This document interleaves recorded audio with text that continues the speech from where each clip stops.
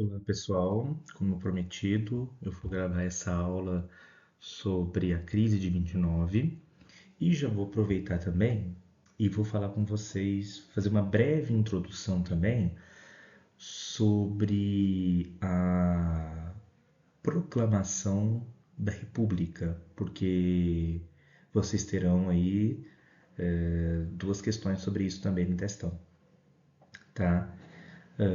Enfim, então vamos começar a falar sobre a crise de 29 e depois eu faço uma breve introdução sobre a proclamação da República e com esse vídeo, de fato, vocês vão conseguir fazer o testão tranquilamente, mas é só prestar atenção nesse vídeo que vocês vão conseguir, de fato, fazer o testão tranquilamente, tá certo? Pessoal, então vamos começar aqui com a crise de 1929. Para a gente entender a crise de 1929, nós precisamos primeiro entender o contexto que o mundo, né, estava vivendo naquele momento ali. O contexto, pessoal, é o contexto ali do liberalismo econômico. O mundo vivia nesse contexto, então, do liberalismo econômico. Vocês devem se lembrar que o liberalismo econômico é criado lá pelo Adam Smith, naquele contexto do iluminismo, né? E o liberalismo é aquela ideia de que o Estado, resumidamente, né, porque não é apenas isso, mas resumidamente, o liberalismo é aquela ideia de que o Estado ele não deve interferir na economia, não é aquela ideia de que existe a mão invisível do mercado e o mercado ele vai se autorregular, a chamada lei da oferta e da procura. Então, nesse contexto do liberalismo econômico, o Estado ele não interferia na economia. Em hipótese alguma, o Estado interferia na economia. E é nesse contexto que vai acontecer a crise de 1929. Os Estados Unidos, pessoal, estava vindo aí num processo de industrialização na segunda revolução industrial, né, o surgimento aí de novas tecnologias, e os Estados Unidos entram nesse processo de industrialização ali da segunda revolução industrial. E no meio desse contexto, nós vamos ter aí a Primeira Guerra Mundial, né? E a Europa, nesse contexto de Primeira Guerra Mundial, quem vai fornecer empréstimos, alimentos, armamentos para os países da Europa, no caso para a Tríplice Entente, Inglaterra e França, serão os Estados Unidos. Os Estados Unidos que vai oferecer esses empréstimos, armas, produtos industrializados e alimentos para esses países, já que esses países estavam em guerra e não tinham ali naquele momento condições de produzir, né, tanto alimentos como armas, enfim. Então, é os Estados Unidos que vai enviar, né, esses produtos para os países da Europa. Então, nesse momento, ocorre um grande crescimento industrial nos Estados Unidos. A indústria norte-americana ela tem um boom, ela começa a crescer muito. Essa indústria então começa a aumentar, os lucros dessas indústrias começam a aumentar e nesse mesmo contexto ocorre a famosa especulação na bolsa de valores. Então os empresários começam a colocar ações das suas empresas na bolsa de valores. Né? Então há toda aquela especulação, as empresas estão lucrando muito, então eles começam a colocar parte das ações das suas empresas na bolsa de valores. E muita gente começa a comprar, as pessoas que tinham condições, outros empresários, banqueiros, né, começam a comprar essas ações, porque o objetivo era ter lucro. Como essas empresas estavam tendo muito lucro, o objetivo em comprar uma ação era você também ter, né, parte desse lucro. Então as pessoas começam nessa especulação aí, começam a comprar ações das empresas. Bom, a Primeira Guerra termina, porém a Europa ela continuava extremamente arrasada. A Europa continuou arrasada nesse contexto. E os Estados Unidos ele continuou fornecendo produtos industrializados, alimentos, enfim, a agricultura nos Estados Unidos nessa época cresceu muito também. exatamente por conta, né, da exportação de alimentos para a Europa. Então, nesse pós-Primeira Guerra Mundial, a Europa, ainda totalmente arrasada, ela começa, de fato, ainda, né, a enviar, vender produtos para a Europa, porque a Europa não tinha se recuperado ainda da Primeira Guerra Mundial. O que acontece nesse contexto é o seguinte: com o passar dos anos, a Europa ela começa a se reestruturar.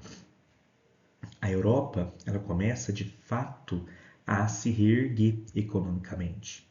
E aos poucos, conforme a Europa vai se reerguendo economicamente, ela vai deixando de comprar produtos norte-americanos. Ela começa a deixar de comprar produtos dos Estados Unidos.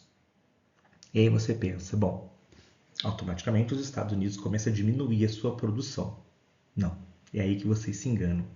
Os Estados Unidos ele não diminuiu a produção, eles não diminuíram a sua produção. E isso tem uma explicação.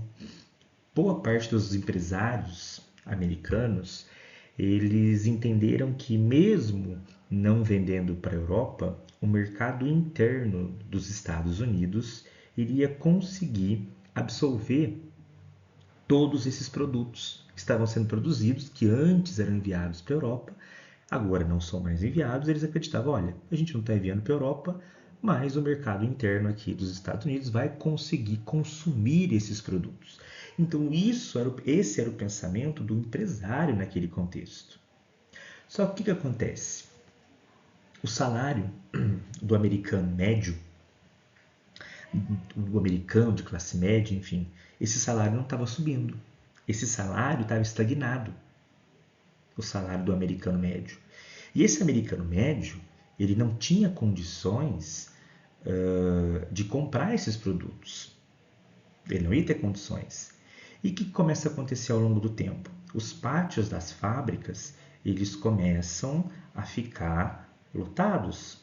Lotados de carro, lotados de produtos, enfim. Na agricultura também, né, começa a ter muito estoque de produtos agrícolas, enfim, porque o mercado interno não consegue absorver exatamente porque os salários eram baixos. Os empresários não queriam aumentar salários. Naquela época nem existia direito trabalhista, lembra que é o liberalismo. O Estado não interfere na economia. Quem cria direito trabalhista é o Estado. Se o Estado não interfere na economia, não tem direito trabalhista. Portanto, naquele contexto, não existia direito trabalhista, de salário mínimo, para aumentar salário, nada disso. Então, os salários dos operários eram salários que eram extremamente baixos, eram salários muito baixos. E aí, pessoal, eles não tinham condições, não conseguiam absorver aqueles produtos, eles não conseguiam comprar aqueles produtos. A consequência disso foi que os pátios dessas fábricas começaram a ficar cada vez mais lotados, pátios cada vez mais lotados, né, dessas fábricas. A um primeiro momento, os empresários começam a demitir seus operários, seus funcionários, e aí começa a ter um grande número de desempregados. Né? O número de desempregados começa a aumentar. E aí isso é uma reação em cadeia. Então você pensa, você tinha um operário que tinha lá um empréstimo no banco. Esse operário ele é mandado embora da fábrica que ele trabalhava, ele não vai conseguir pagar a dívida dele no banco. Agora você imagina um grande número de operários sendo mandado embora. Eles não vão conseguir pagar os empréstimos, não vão conseguir pagar suas contas. Se tem desempregado, o consumo diminui mais ainda, né? Que já estava baixo, o consumo diminui mais ainda. E foi tendo uma reação em cadeia. Os pátios das fábricas lotados, as ações na Bolsa de Valor começam a cair, começa a diminuir cada vez mais. E o efeito disso é que as pessoas que haviam comprado ações na Bolsa de Valor queriam vender. Só que o problema é, como estava todo mundo naquele momento ali querendo vender as suas ações na Bolsa de Valores, né, já que as empresas estavam mandando todo mundo embora. Né? Quem tinha dinheiro no banco estava tirando, era o único dinheiro que tinha, estava tirando o dinheiro que tinha no banco. E alguns bancos começam a entrar em falência também, porque o banco ele investe seu dinheiro. Quando o operário vai lá tirar o dinheiro, alguém vai lá tirar o dinheiro, muitas vezes o banco não tinha aquele dinheiro ali, porque aquele dinheiro estava sendo investido. Ou o dinheiro que o banco tinha, algumas pessoas tiraram. Então você começa a ter uma crise. E aí o empresário ele também começa a não vender produto, ele começa a não pagar a dívida dele com o banco, é uma reação em cadeia, dominó. E aí você pensa, o cara que comprou uma ação, ele começa a ver as ações caírem, porque as fábricas estão com o estoque lotado, lei da oferta e da procura. Então as ações começam a diminuir. O cara fala, pensa o seguinte, vou vender minha ação para não cair mais ainda. Só que o que acontece é que todo mundo queria vender as suas ações. Todo mundo queria vender as suas ações. Então você tinha muita gente vendendo ações e pouca gente comprando as ações. A moral disso é que no dia 24 de outubro de 1929, uma quinta-feira conhecida como a Quinta-feira Negra, as ações nas bolsas de valores caíram drasticamente. Muitas ações passaram a valer nada, passaram a não valer absolutamente nada. Muitos empresários, muitas pessoas que tinham comprado ações, pessoas que eram milionárias num dia, no outro dia estavam extremamente pobres. Foi um momento em que as ações caíram e muito. A consequência disso, né, dessa queda da bolsa de valores, foi o desemprego em massa e a falência de muitas empresas. Nessa época, você andava pelas ruas dos Estados Unidos e você via um número muito grande de desempregados, filas de desempregados pela rua, pedindo, esperando por alimento, esperando por sopas, aqueles sopões que as pessoas davam na rua, enfim. Então você tinha filas de desempregados, você tinha o número de suicidas aumentou nessa época, porque muitos empresários entraram em depressão e se suicidaram, o uso de bebida alcoólica, o uso de drogas, tudo isso aumentou nessa época devido à crise de 29. Existem alguns relatos que dizem que as pessoas tinham que olhar para cima nos primeiros dias da crise ali, quando estavam andando pelas calçadas, porque muita gente pulava dos prédios, né? Porque foi de fato um caos. A consequência dessa crise foi o desemprego em massa e a falência de muitas empresas. Então você tinha muitos empresários que suicidavam. Inclusive, uma curiosidade, vai ter um cara chamado Al Capone, que era um cara da máfia dos Estados Unidos. Ele contrabandeava bebida alcoólica, porque naquela época nos Estados Unidos era proibido produzir, vender e consumir bebida alcoólica. E ele era um mafioso que contrabandeava bebida alcoólica. Ele é que vai mandar fazer sopões para dar para as pessoas na rua, para as pessoas que estavam passando fome. Então, esse período da crise de 29, de fato, é um caos mesmo. A consequência é um desemprego em massa, falência de muitas empresas. O Brasil, por exemplo, foi afetado com a crise de 29, porque os Estados Unidos compravam café do Brasil. E os Estados Unidos deixam de comprar café do Brasil. E a consequência disso no Brasil é que sacas e sacas de café tiveram que ser aí queimadas devido à crise de 1929, tá? Mas enfim, então a consequência é esse desemprego em massa, a falência e de muitas e muitas empresas. Bom, e como que os Estados Unidos conseguiu sair dessa crise? Eu não coloquei aqui, não vai cair no textão exatamente isso, né? Mas só vou falar disso em aula com vocês, mas só para já adiantar para vocês, os Estados Unidos não vai sair da crise da noite para o dia. Mas logo após a crise de 1929 ocorrem eleições nos Estados Unidos. E o cara que vai ser eleito é um cara chamado Franklin Delano Roosevelt. É o presidente Roosevelt que vai ser eleito, ele era do Partido Democrata, ele vai ser eleito nesse contexto de crise econômica e ele vai criar um plano econômico chamado New Deal, ou Novo Acordo. New Deal, Novo Acordo. O que era esse New Deal? Era um plano econômico onde ele iria investir em obras públicas, ele iria controlar os preços, ou seja, agora o Estado vai interferir na economia, o Estado vai sim interferir na economia, o Estado vai criar leis trabalhistas, o Estado vai criar a ideia de salários melhores, não é? Então ele vai criar um programa com uma série de medidas para recuperar a economia. Mas isso a gente vai falar em sala, tá certo? Mas a grande consequência mesmo da crise de 29 foi o desemprego em massa e a falência aí de muitas empresas, tá certo?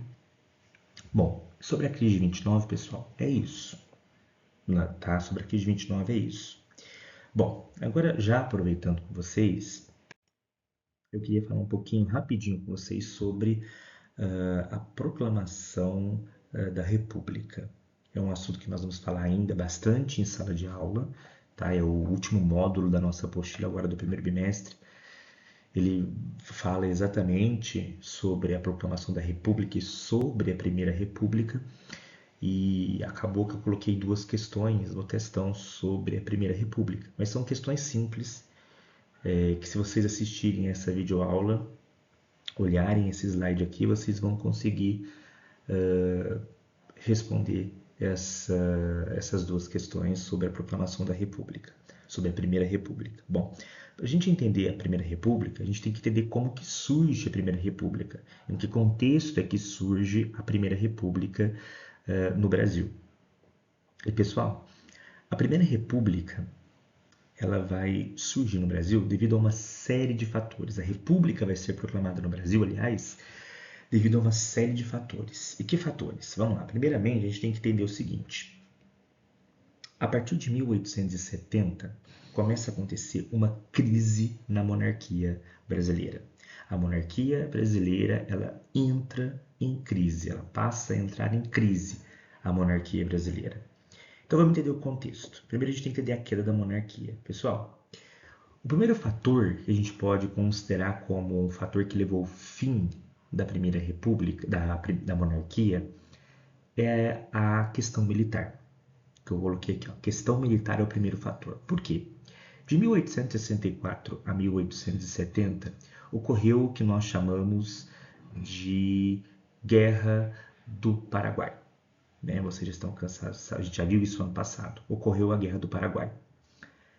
E nesse contexto, o exército brasileiro ele sai muito forte.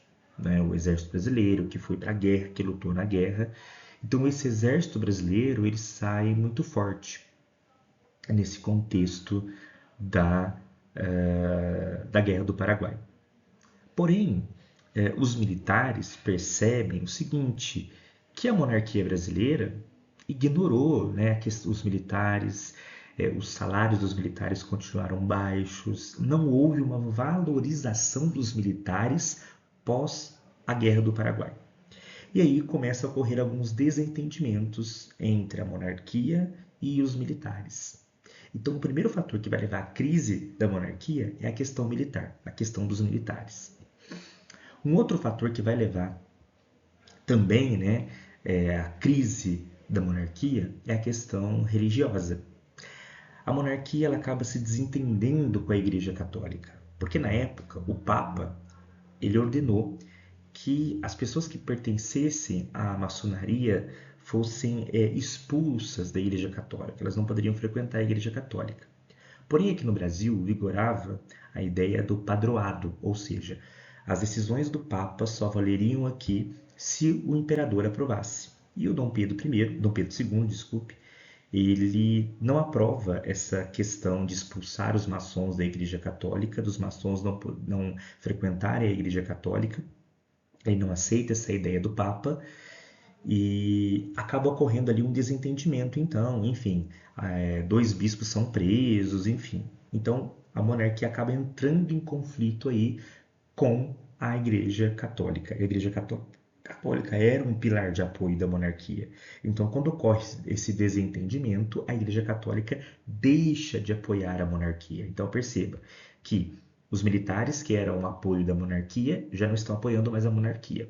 Agora, a Igreja Católica, que também era um apoio da monarquia, não está apoiando mais a monarquia. Um outro fator muito importante, pessoal, é a questão abolicionista. Sim, a questão abolicionista. Né? Já existia uma pressão da Inglaterra para que acabasse, né, com a escravidão aqui no território brasileiro, e o Brasil, né, foi criando aí alguma série de leis, né, para tentar atrasar o fim da escravidão aqui no Brasil. Né? A primeira lei delas foi em 1850, foi a lei do fim do tráfico negreiro, né, a Lei Eusébio de Queiroz. Depois da Lei Eusébio de Queiroz, nós tivemos também a lei do ventre livre, a lei do sexagenário, enfim, até chegarmos em 1888 com a Lei Áurea, que colocava fim à monarquia. Né? Inclusive, os próprios militares, né, também começaram a aderir a essa ideia, né, do fim da escravidão, né? Essa ideia abolicionista, até porque muitos militares lutaram ao lado de escravos na Guerra do Paraguai. Então, esses militares também começam a aderir a esse pensamento abolicionista, né, de colocar fim à escravidão aqui no Brasil. E essa campanha abolicionista ela vai colaborar para o fim da monarquia. Por quê?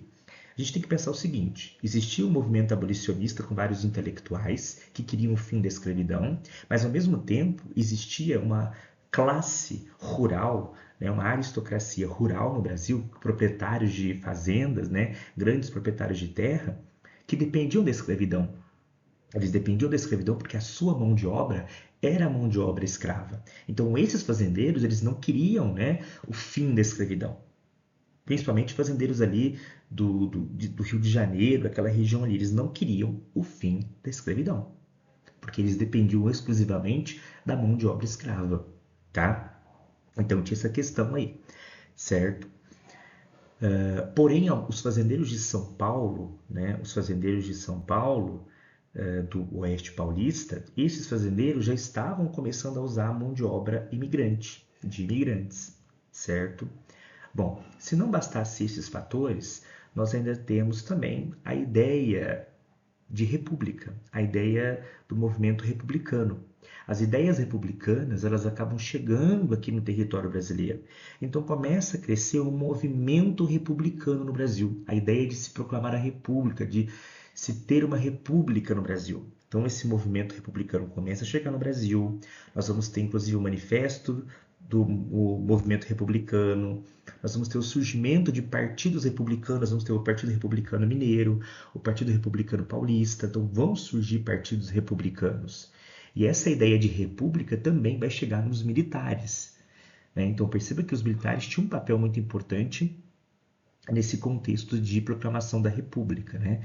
Os militares que estavam insatisfeitos porque não foram valorizados pós-guerra do Paraguai, os militares que queriam o fim da escravidão. E agora as ideias republicanas também chegam aos militares, tá? Bom, todos esses fatores vão levar à proclamação da República no dia 15 de novembro de 1889. A família imperial, né, ela é expulsa do país, eles vão para a Europa, vão se exilar na Europa, e aqui no Brasil é proclamada a República. O primeiro presidente da República, que inclusive era, né, o grande líder do movimento, era o Marechal Deodoro da Fonseca. Ele foi aí o primeiro presidente da República, tá? E aí a gente costuma dividir a República em dois períodos, né?